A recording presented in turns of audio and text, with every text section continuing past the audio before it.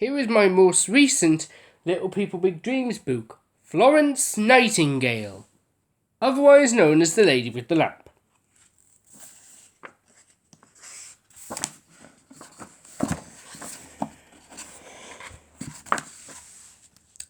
Long ago, there was a wealthy British girl named after the Italian city where she was born, Florence. Her parents soon realised that their little daughter had not just a brilliant mind, but the kindest heart in the world. Isn't that nice? Having that poor little owl. Her father was a man ahead of his time and gave his daughters the finest education. He took them on long tours around Europe, and every time they arrived at a new city, Florence was fascinated to see the hospitals there. Florence grew up to become an extraordinary young lady who felt happier visiting the sick and poor in her village rather than attending a fancy dance to look for a husband. She soon realised that taking care of others was her true calling.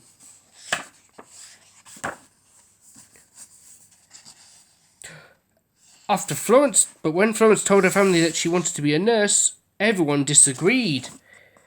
At that time, not even poor widows would want to work in a hospital. All that was expected from her was to get married and live a comfortable life forever after. But that wasn't Florence's plan, oh no. She kept studying in secret. When she was old enough, she went to Germany, where she learnt all about nursing from Pastor Theodore and his committed team.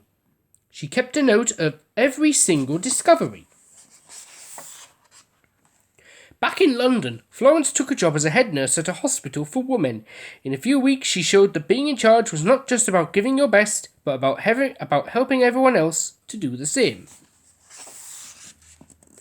A horrible war broke out in the Black Sea, and thousands of young soldiers were sent to fight far away from home. And it wasn't long until terrible news arrived. The army hospitals were full of injured men who needed urgent help.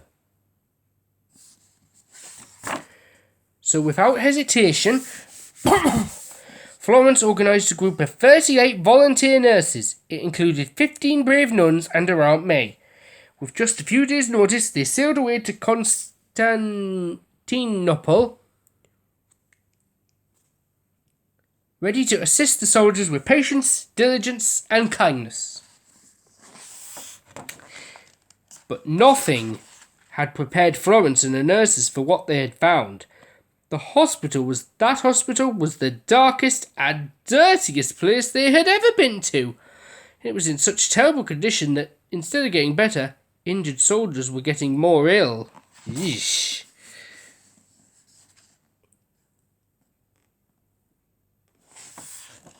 But Florence knew what to do. She started by telling all doctors to wash their hands before assisting a patient. She asked the healthiest people to scrub the hospital from floor to ceiling, and her recipe of fresh air, sunlight, healthy food, and clean linens did the rest. Thousands of men were saved thanks to Florence. They called her the Lady of the Lamp, and back home everyone was waiting to meet her, even Queen Victoria. She rewarded Florence with a precious brooch and a big amount of money. Florence quickly used every single penny to open a hospital and a training school for future nurses. She also wrote a book for those who wanted to learn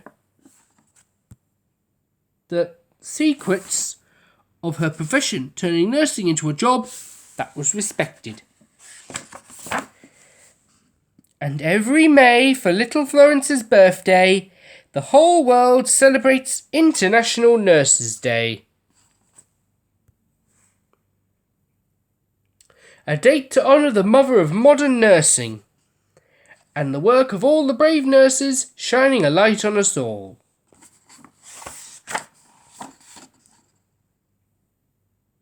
12th of May 1820, in Florence, Italy. It's a familiar date, isn't it? We should all learn to respect nurses in hospitals, and all the doctors too, to Florence Nightingale, the Lady of the Lamp.